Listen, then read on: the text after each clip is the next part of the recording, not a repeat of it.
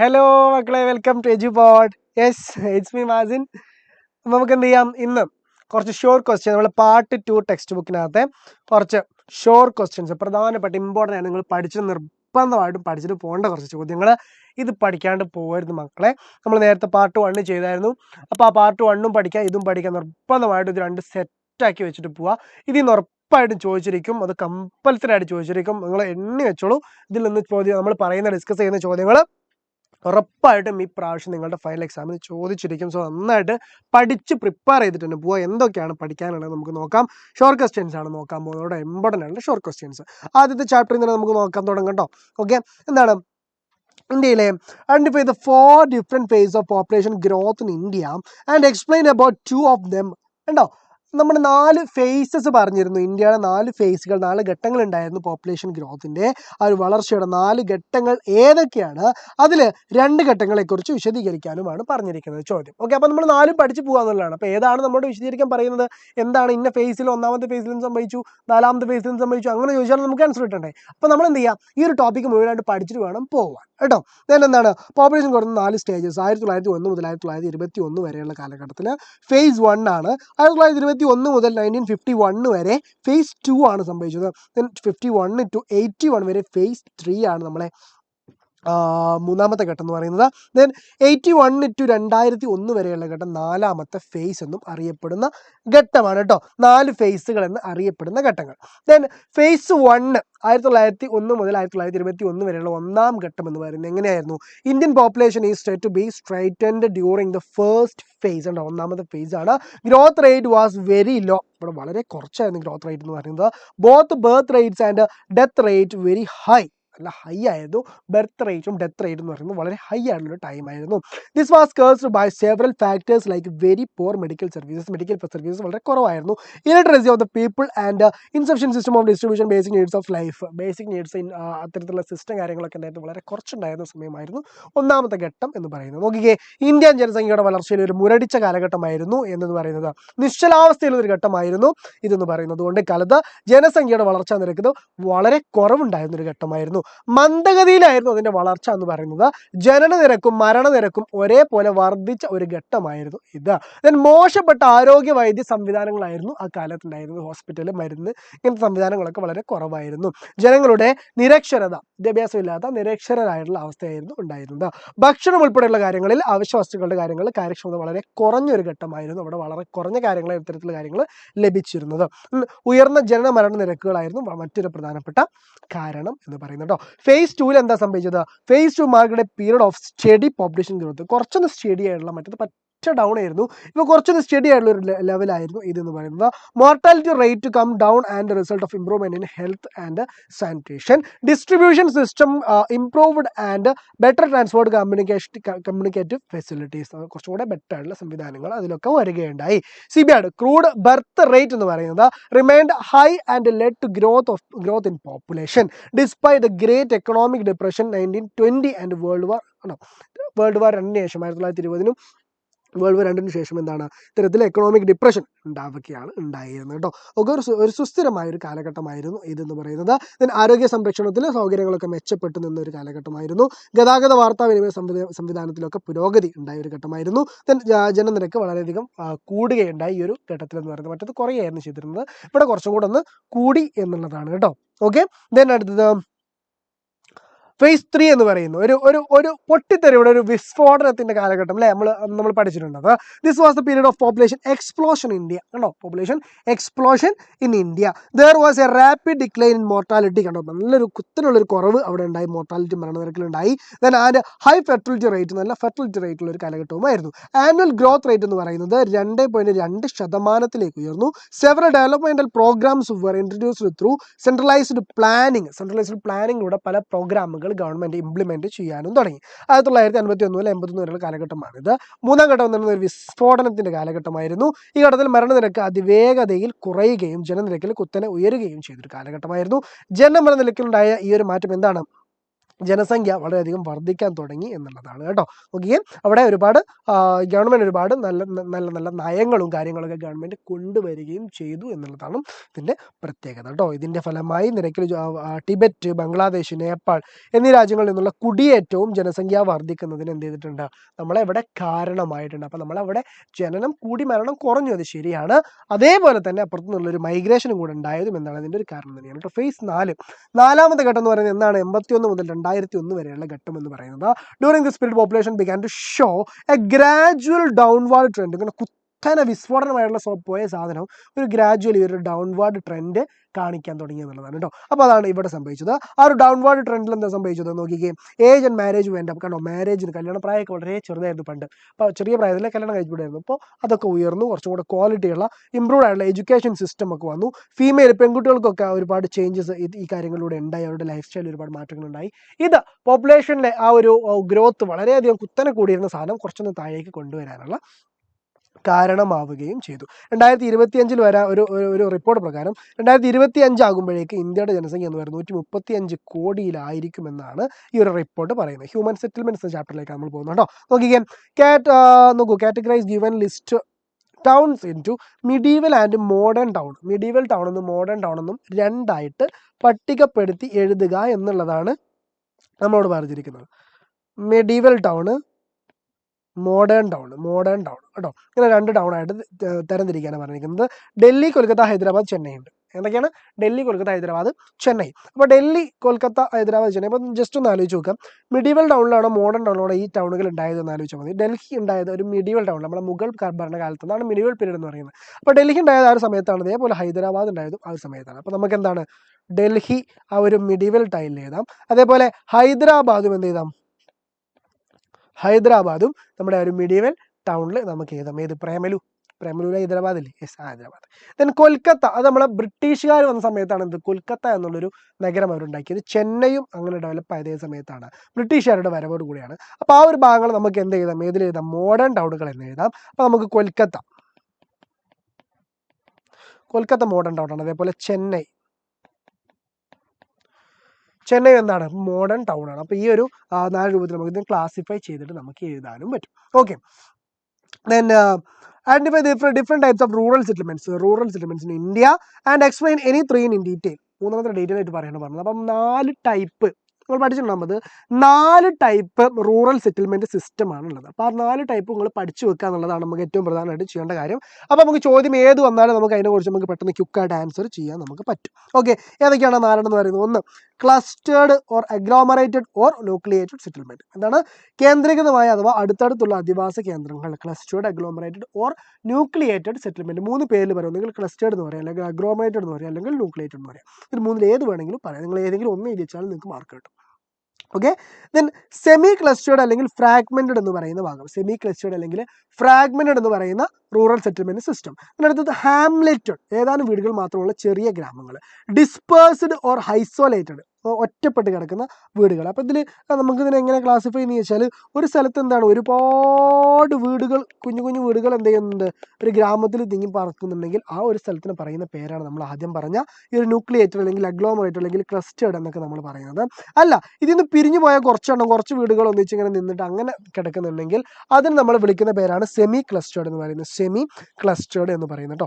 ഇനി അതിലും കുറച്ച് വീടുകൾ, 2-3 വീടുകൾ മാത്രം ഒറ്റപ്പെട്ട് താമസിക്കുന്ന സ്ഥലമാണെങ്കിൽ അതിന് നമ്മൾ വിളിക്കുന്ന പേരാണ് മൂന്നാമത്തെ ഹാംലെറ്റഡ് എന്ന് പറയുന്നത്. ഇനി ഒറ്റ വീടുകളൊക്കെ അവിടെ ഇങ്ങനെ ഒറ്റപ്പെട്ട് കിടക്കുകയാണെന്നുണ്ടെങ്കിൽ ഇങ്ങനെ ഒറ്റപ്പെട്ട വീടുകളെ വിളിക്കുന്ന പേരാണ് ഡിസ്പേഴ്സ്ഡ് എന്ന് വിളിക്കുന്നത് കേട്ടോ. അപ്പോൾ ഇത് മനസ്സിലാക്കി വെക്കുക. കുറേ വീടുകൾ ഇങ്ങനെ കൂട്ടം കൂടി ഒരുപാട് പേര് ഒന്നിച്ച് താമസിക്കുന്നുണ്ടെങ്കിൽ അതാണ് ന്യൂക്ലിയേറ്റഡ്.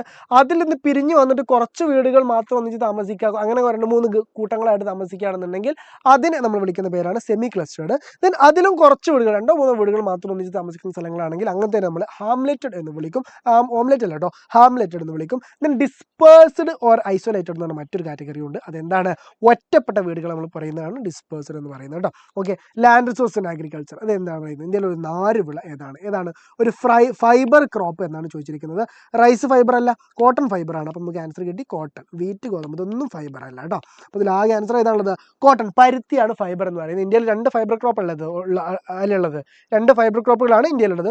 ഒന്ന് ഈ പറഞ്ഞ പോലെ പരുത്തിയാണ്. രണ്ടാമത്തെ എന്ന് പറയുന്നത് ജൂട്ടാണ്, ചണമാണ്, ജൂട്ടാണ് രണ്ടാമത്തെന്ന് പറയുന്നത് കേട്ടോ. ഓർത്ത് വെച്ചോളാം, ഈ രണ്ടിൻ്റെ പ്രത്യേകതകൾ പഠിച്ചു വെച്ച് പോയിക്കോളാം കേട്ടോ. ഓക്കെ, പരീക്ഷയ്ക്ക് വരാനുള്ള സാധ്യത കൂടുതലാണ്. Write 3 cropping seasons in India. ഇന്ത്യയിലെ 3 ക്രോപ്പിംഗ് സീസണുകൾ ഏതൊക്കെയാണെന്ന് എഴുതാനാണ് പറഞ്ഞിരിക്കുന്നത്. 3 ക്രോപ്പിംഗ് സീസൺ, ഇന്ത്യയിൽ 3 ക്രോപ്പിംഗ് സീസണുകളാണല്ലോ ഉള്ളത് അല്ലേ. അപ്പോൾ അതിൽ നമ്മൾ പഠിച്ചു വെക്കേണ്ടത് ആ ക്രോപ്പിംഗ് സീസണിൻ്റെ പേര് പഠിച്ചു വെക്കണം. ഒന്നെന്താണ്, ഖാരിഫാണ്, രണ്ടാമത്തത് റാബിയാണ്, മൂന്നാമത്തത് സെയ്ദാണ്. ഇങ്ങനെ 1, 2, 3 ക്രോപ്പിംഗ് സീസണാണ് ഇന്ത്യയിലുള്ളത്. ഈ 3 ക്രോപ്പിംഗ് സീസണും ഏത് കാലഘട്ടത്തിലാണ് എന്നുള്ളതും അതിൻ്റെ ക്രോപ്പ് ഏതാണ് എന്നുള്ള ആ ഒരു കാലഘട്ടത്തിൽ വളരുന്ന ക്രോപ്പുകൾ, വിളകൾ ഏതാണ് എന്നും നമ്മൾ പഠിച്ചു വെക്കണം കേട്ടോ. ഖാരിഫ്, റാബി, സെയ്ദ് നോക്കാം നമുക്ക് ഏതൊക്കെയാണ്. ഖാരിഫ്, റാബി, സെയ്ദ്, ഇതിൻ്റെ ആ ഒരു ക്രോപ്പുകൾ ഏതൊക്കെയാണ്? Rice, cotton, maize, bajra, jowar, tur, ഇതാണ് പ്രധാനപ്പെട്ട ക്രോപ്പുകൾ എന്ന് പറയുന്നത്. റാബിയുടെ പ്രധാനപ്പെട്ട ക്രോപ്പുകൾ ഏതൊക്കെയാണ്? Wheat, gram, rapeseeds and mustard, barley എന്നുള്ളതാണ്. സെയ്ദിൽ വെജിറ്റബിൾസും ഫ്രൂട്ട്സുമാണ് അതിൻ്റെ ക്രോപ്സ് എന്ന് പറയുന്നത്. എന്തൊക്കെയാണ്? പരുത്തി, നെല്ല്, ചോളം, ജോവർ, തുവരയാണ്. റാബിയിൽ ഗോതമ്പ്, പയറുവർഗ്ഗങ്ങൾ, എണ്ണക്കുറുക്ക്, കടുക്, ബാർലി. സെയ്ദിൽ പഴങ്ങളും പച്ചക്കറികളുമാണ്. കന്നുകാലി തീറ്റകളും കൂട്ടത്തിൽ പറയുന്നുണ്ട്. അത് നിങ്ങൾക്ക് ആ ഒരു നമ്മൾ ഇതിൻ്റെ വൈക്കോൽ കാര്യങ്ങളൊക്കെ അല്ലേ, ആ ഒരു കാര്യങ്ങൾ ഉൽപ്പാദനമൊക്കെ എന്താണ് ഇത്തരത്തിലാണ് നടക്കുന്നത് കേട്ടോ. ഓക്കെ, അപ്പോൾ സെയ്ദ് കാലഘട്ടത്തിലാണ് നടക്കുന്നത്. അപ്പോൾ ഇത് 3 എന്ത് ചെയ്യുക, പഠിച്ചു വെക്കാം. ഓക്കെ, then ഇന്ത്യയിൽ 2 പ്രധാനപ്പെട്ട 4 വിള ഏതെല്ലാം. അപ്പോൾ നമ്മൾ നേരത്തെ പറഞ്ഞ ചോദ്യത്തിൻ്റെ ഒരു ചോദ്യം കൂടെ നോക്കിയേ. Identify the 2 main fibre crops grown in India and explain the factors of each. കണ്ടോ, അപ്പോൾ ഏതൊക്കെയാണ് 4 വിളകൾ എന്നാണ് നോക്കാൻ പോകുന്നത്. ഇന്ത്യയിൽ പ്രധാനപ്പെട്ട 4 വിളകൾ എന്ന് പറയുന്നത് കോട്ടൺ ആൻഡ് ജൂട്ട്. കണ്ടോ, കോട്ടൺ ആൻഡ് ജൂട്ടാണ് ഇന്ത്യയിൽ പ്രധാനപ്പെട്ട 4 വിളകൾ എന്ന് പറയുന്നത്. ഫൈബർ വിളകളാണ് പരുത്തിയും ചണവും എന്ന് പറയുന്നത്. എന്തിനൊക്കെയാണ് അത് ഉപയോഗിക്കുന്നത്? തുണി, ബാഗുകൾ, ചാക്കുകൾ, ഇങ്ങനെ സഞ്ചികൾ, ഇങ്ങനെ സാധനങ്ങളൊക്കെ ഉണ്ടാക്കാനാണ് ഈ 4 വിളകളുടെ നാര് ഉപയോഗിക്കുന്നത് കേട്ടോ. പ്രധാനപ്പെട്ട ഒന്നെന്താണ്? പരുത്തിയാണ്, കോട്ടനാണ്. Cotton is a tropical crop cultivated during kharif season. Kharif season ഉൽപ്പാദിപ്പിക്കുന്ന സാധനമാണിത്, വിളയാണ്. പരുത്തി എന്ന് പറയുന്നത് അർദ്ധവരണ്ട പ്രദേശങ്ങളാണ് പരുത്തിക്ക് അനുയോജ്യമായ പ്രദേശം. ഒരുപാട് വരണ്ട പ്രദേശമല്ല, മഴ നന്നായിട്ട് കിട്ടുന്ന സ്ഥലങ്ങളും അല്ല ഇതിനാവശ്യം. അർദ്ധമായിട്ട് വരണ്ട പ്രദേശങ്ങളാണ് ഇതിന്. സെമി ആരിഡ് റീജിയൻസ് ആണ് ഇതിന് ആവശ്യമായിട്ടുള്ള സ്ഥലങ്ങൾ എന്ന് പറയുന്നത് കേട്ടോ. when India was the partition into the India and Pakistan, India lost much of the cotton growing and areas in the country. നമ്മുടെ ഇന്ത്യ പാകിസ്ഥാനുമായിട്ട് വിഭജിച്ചില്ലേ, പണ്ടതൊക്കെ ഒന്നായിരുന്നല്ലോ, പാകിസ്ഥാനും ഇന്ത്യയും ഒക്കെ ഒന്നായിരുന്നൊരു കാലഘട്ടം ഉണ്ടായിരുന്നല്ലോ. അങ്ങനെ ഇന്ത്യ വിഭജിച്ച സമയത്ത്, ഇങ്ങനെ വിഭജിച്ച സമയത്ത് പ്രധാനപ്പെട്ട പരുത്തി കേന്ദ്രങ്ങളൊക്കെ പാകിസ്ഥാനിലായി പോയി. കുറച്ച് ഭാഗങ്ങൾ ഇപ്പോൾ പഞ്ചാബിൽ ഭാഗങ്ങളൊക്കെ ആയിട്ട് കുറച്ച് ഭാഗങ്ങളുണ്ട്. ആ ഒരു ലേശം ഭാഗമേ നമുക്കിപ്പോൾ ഉള്ളൂ. ബാക്കി ഭാഗമൊക്കെ എവിടെയായിട്ട് പോയി? നമ്മുടെ പാകിസ്ഥാനിലായിട്ട് പോവുകയാണ് ഉണ്ടായത്. അപ്പോൾ അതാണ് പരുത്തി എന്നുള്ള നമ്മുടെ ഇന്ത്യയുടെ ഒരു പ്രധാനപ്പെട്ട ഫൈബർ ക്രോപ്പ് എന്ന് പറയുന്നത് കേട്ടോ. നോക്കൂ, 2 പരുത്തികളാണ് പ്രധാനമായിട്ടുള്ളത്. ഒന്ന് ഇന്ത്യൻ പരുത്തിയാണ്, ഒന്ന് അമേരിക്കൻ പരുത്തിയാണ്. അമേരിക്കൻ പരുത്തിയെ നമ്മൾ വിളിക്കുന്ന പേര്, ഇന്ത്യയിൽ പലയിടത്തും വിളിക്കുന്ന പേര് നർമ്മ എന്നാണ്. കോൾഡ് നർമ്മ എന്ന പേരിലാണ് അമേരിക്കൻ പരുത്തി അറിയപ്പെടുന്ന പേര്. ഇന്ത്യൻ പരുത്തിയും അമേരിക്കൻ പരുത്തി 2 ടൈപ്പ് പരുത്തികളാണ് ഉള്ളത് കേട്ടോ. ഓക്കെ, ജൂട്ട്, ചണം എന്ന് പറയുന്നതാണ് ഗോൾഡൻ ഫൈബർ എന്നറിയപ്പെടുന്ന സാധനമാണ്. ചണം എന്ന് പറയുന്നത് ഗോൾഡൻ ഫൈബർ എന്നറിയപ്പെടുന്ന സാധനമാണ്. ചണം എന്ന് പറയുന്നത് നാടൻ തുണി, ബാഗുകൾ, ചാക്ക് തുടങ്ങിയ സാധനങ്ങളൊക്കെ ഉണ്ടാക്കാനാണ് എന്ത് ചെയ്യുന്നത്? ഈ ചണം ഉപയോഗിക്കുന്നത്. ചണത്തിന് പ്രത്യേകത എന്താണ്? നേരത്തെ പരുത്തിൻ്റെ പ്രത്യേകത പറഞ്ഞപ്പോൾ നമ്മൾ പറഞ്ഞില്ലേ, എന്താണ്? ഒരു ഭാഗം പാകിസ്ഥാനിലേക്ക് പോയി എന്ന്. ഇതേപോലെ തന്നെയാണ് ഇന്ത്യൻ്റെ അവസ്ഥ. നോക്കിയേ, ആ ഒരു അറ്റത്ത് നിന്ന് നമ്മളെ ഒരു പ്രധാനപ്പെട്ട ഭാഗം ഉണ്ടായിരുന്നു ബംഗ്ലാദേശിലായിരുന്നു. ബംഗ്ലാദേശ് നമ്മളെ വിഭജിച്ച സമയത്ത് ആ ഒരു ഭാഗമൊക്കെ എവിടേക്ക് പോയി? ബംഗ്ലാദേശിലേക്ക് പോയി. ഇന്ത്യയിൽ പിന്നെ പശ്ചിമ ബംഗാളിൻ്റെ ഭാഗത്ത് ലേശം കുറച്ച് ബാക്കിയായി. അത്രേ ഉള്ളൂ ജൂട്ടിൽ. അപ്പോൾ പരുത്തി ആരെ ഭാഗത്തേക്കും പോയി? പാകിസ്ഥാൻ്റെ ഭാഗത്തേക്കും പോയി. ജൂട്ട് ആരെ ഭാഗത്തേക്ക്? ചണം ആരെ ഭാഗത്തേക്കും പോയി? നമ്മുടെ ബംഗ്ലാദേശിൻ്റെ ഭാഗത്തേക്കും പോയി. അതിൽ നിന്ന് ബാക്കിയായ കുറച്ച് ഭാഗം ഇന്ത്യയിൽ കിടക്കുന്നുണ്ട്. ജൂട്ടിൻ്റെ പ്രധാനമായിട്ട് ഉൽപ്പാദനം എന്ന് പറയുന്നത് ഇപ്പോഴും എവിടെയാണ്?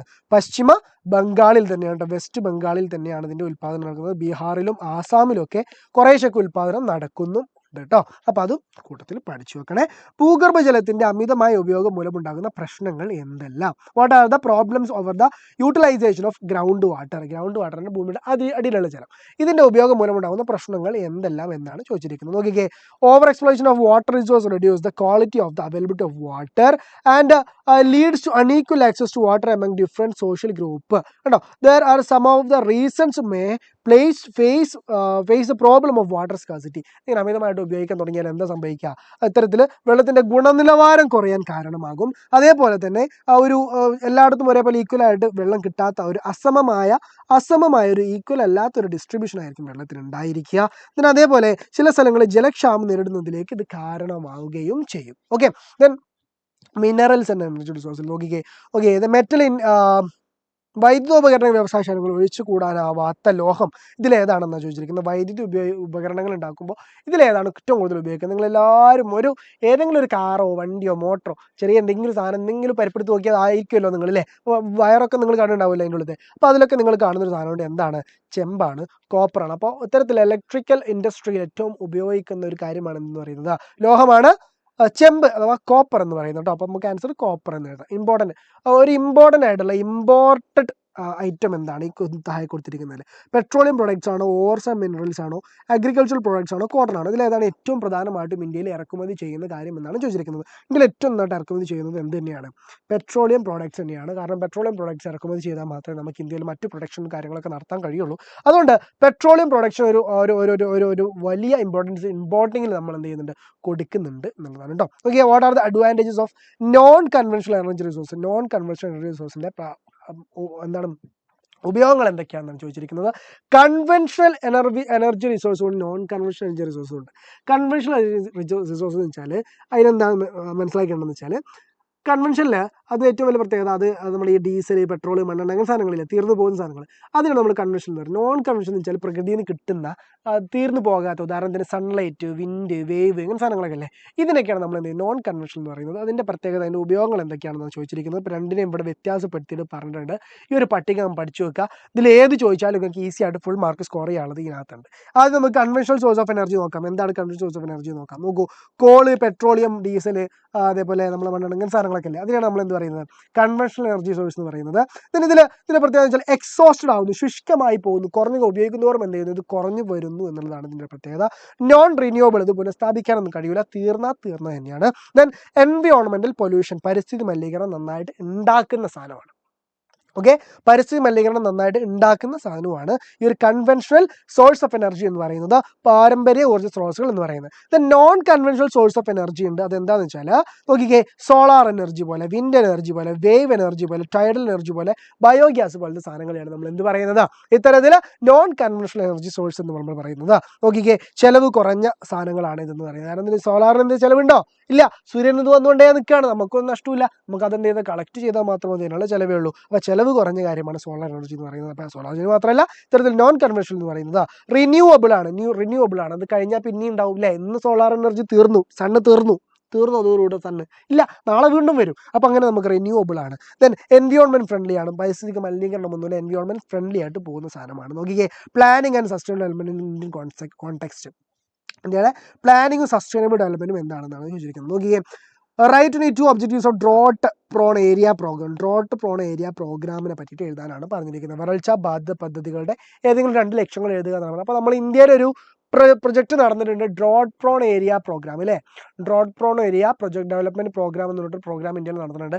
അതിനെ പറ്റിയിട്ടാണ് അപ്പോൾ ഈ ചോദ്യം ചോദിക്കുന്നത്. അപ്പോൾ അത് നമ്മൾ പഠിച്ചു വെച്ചിരിക്കണം, എന്നാലും അതിന് ആൻസർ ചെയ്യാൻ കഴിയുള്ളൂ. ഓക്കെ, അപ്പോൾ എങ്ങനെ നമുക്കത് പറയാം? ഡ്രോട്ട് പ്രോൺ ഏരിയ പ്രോഗ്രാം എന്ന് പറയുന്നത് വരൾച്ച ബാധിത പ്രദേശ വികസന പദ്ധതി എന്ന് പറയുന്നത് the 4th 5-year plan introduced, കണ്ടോ, 4ാമത്തെ പഞ്ചവത്സര പദ്ധതിയിൽ ഇൻട്രൊഡ്യൂസ് ചെയ്ത drought prone area programme to provide employment and the people of the area.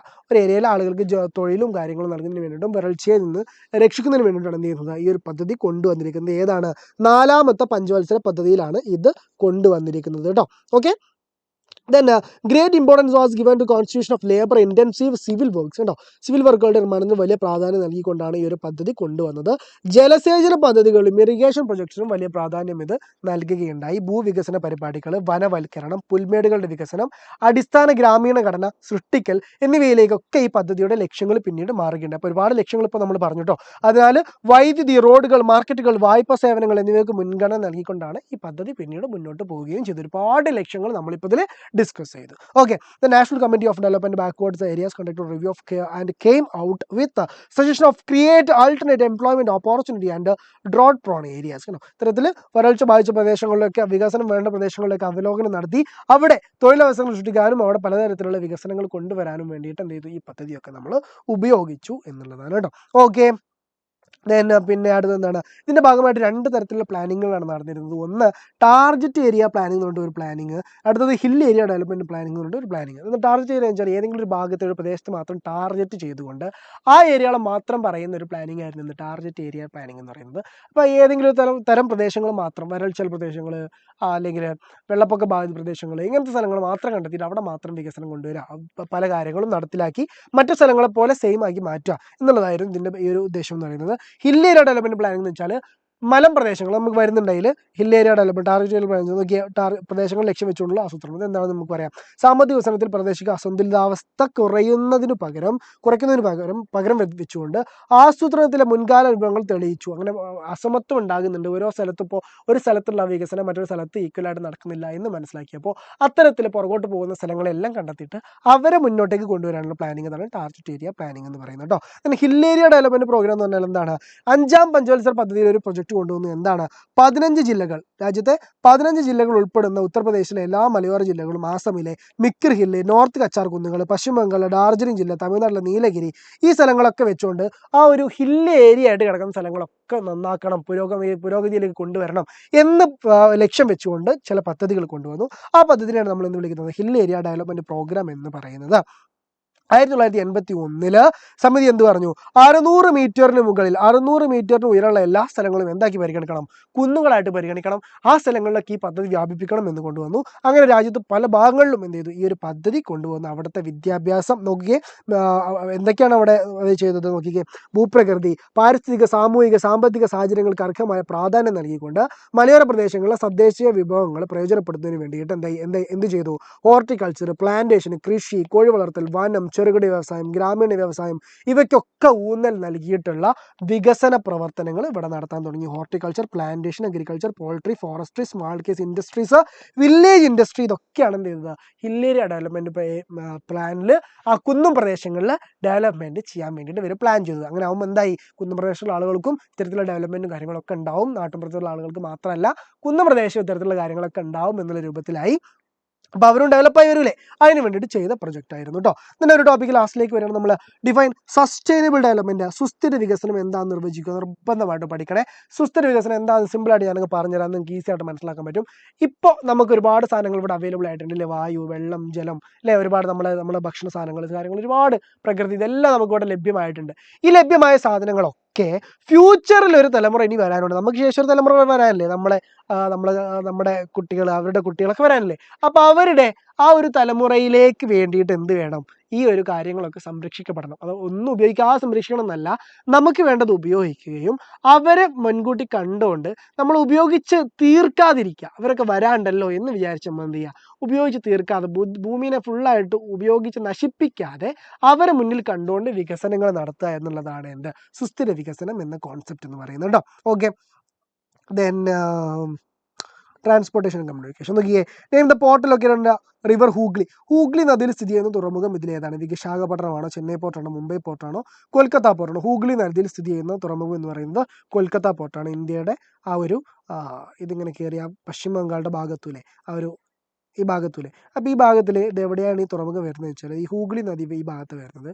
അപ്പോൾ ഈ ഒരു ഭാഗത്താണ് ഇതിൻ്റെ കേട്ടോ തുറമുഖം വരുന്നത് കേട്ടോ. ആ ഒരു കൊൽക്കത്ത പോർട്ട് വരുന്നത് മാപ്പ് അടയാളപ്പെടുത്തുകയാണെങ്കിൽ ഓർമ്മയിലുണ്ടാവണം. അതിന് മറ്റൊന്ന് നോക്കിക്കേ. The port which known as populate known as queen of Arabian sea. Last question ആണ്. ക്യൂൻ ഓഫ് അറേബ്യൻ സീ, അറബിക്കടലിൻ്റെ റാണി എന്നറിയപ്പെടുന്ന പോർട്ട് ഇതിലേതാണ്? കണ്ടിലെ അല്ല, മുംബൈ അല്ല, മാംഗ്ലൂർ അല്ല, കൊച്ചി പോർട്ടാണ്. കൊച്ചി പോർട്ടിനെയാണ് നമ്മൾ എന്ത് വിളിക്കുന്നത്, അറബിക്കടലിൻ്റെ റാണി എന്ന് വിളിക്കുന്നത്. നമുക്ക് നന്നായിട്ട് അറിയുന്ന ചോദ്യമാണ്. അപ്പോൾ കൊച്ചി പോർട്ട് ഇതിൻ്റെ ആൻസറായിട്ട് മാർക്ക് ചെയ്യുക. കൊച്ചി പോർട്ട് എങ്ങനെയാണ് മാർക്ക് ചെയ്യുക, അങ്ങനെ ഇന്ത്യയുടെ മാപ്പ് വന്നാൽ കേരളത്തിൻ്റെ ഭാഗത്ത് കൊച്ചിയുടെ ഭാഗത്ത് നമ്മൾ എന്ത് ചെയ്യുക, ഒരു ചെറിയൊരു കുത്തിട്ട് കൊടുക്കുക. ഇവിടെയാണ് എന്ത്, കൊച്ചി പോർട്ട് എന്ന് പറയുന്നത് കേട്ടോ. അപ്പോൾ കൊച്ചി പോർട്ടും കിട്ടി. അപ്പോൾ ഇങ്ങനെയാണ് നമ്മൾ എന്ത് ചെയ്യേണ്ടത്, മാർക്ക് ചെയ്യേണ്ടത്. അത് മാപ്പ് ക്വസ്റ്റ്യൻ അല്ല, അത് ക്വസ്റ്റ്യൻ പേപ്പറിൽ സാധാരണ 1 വേർഡ് ചോദിച്ചതാണ്. ഇങ്ങനെയും ചോദ്യങ്ങൾ എങ്ങനെ ചോദിച്ചാലും നമുക്ക് എഴുതാൻ പറ്റണം കേട്ടോ. മാപ്പിൽ ചോദിച്ചാൽ നമുക്ക് എഴുതാൻ പറ്റുന്ന മാപ്പ് നമ്മൾ വിശദമായിട്ട് മറ്റൊരു വീഡിയോ ചെയ്തിട്ടുണ്ട്, സെറ്റായിട്ട് പഠിക്കാം. ഓക്കെ, അപ്പോൾ നമ്മൾ ഇത്രയും കാര്യങ്ങൾ ഡിസ്കസ് ചെയ്തു. നമുക്ക് ഇനി വേണ്ടത് നിങ്ങൾ നന്നായിട്ട് അടിപൊളിയായിട്ട് പഠിക്കുക എന്നുള്ളതാണ്. ആവേശത്തോടു കൂടെ വീണ്ടും വീഡിയോസ് റിപ്പീറ്റ് ചെയ്ത് കണ്ടുകൊണ്ട് ഈ ചോദ്യങ്ങൾ ഒരിക്കലും മിസ് ചെയ്യാതെ നന്നായിട്ട് പഠിക്കുക, അടിപൊളിയായിട്ട് പഠിക്കുക. ഫുൾ മാർക്ക് നിങ്ങൾക്ക് സ്കോർ ചെയ്യാൻ പറ്റട്ടെ. എത്രയാണ് നമ്മൾ ടാർഗറ്റ് എന്ന് പറയുന്നത്? 60 ഔട്ട് ഓഫ് 60 ആണ്. ഒരു കോംപ്രമൈസും ഇല്ല. നിങ്ങൾ മേടിക്കും, നിങ്ങൾ അടിപൊളിയായിട്ട് മേടിക്കും. വിജുപൂടിൻ്റെ കൂടെ നിന്നാൽ മതി, ബാക്കി നമ്മൾ സെറ്റാക്കി തരും കേട്ടോ. അപ്പോൾ നോട്ടൊക്കെ നിങ്ങൾക്ക് അവൈലബിൾ ആയിരിക്കും. സെറ്റായിട്ട് പഠിക്കാം കേട്ടോ. ഓക്കെ, നിർത്തട്ടെ എന്നാൽ. Okay, Tata, bye bye. It's me Mazin signing off.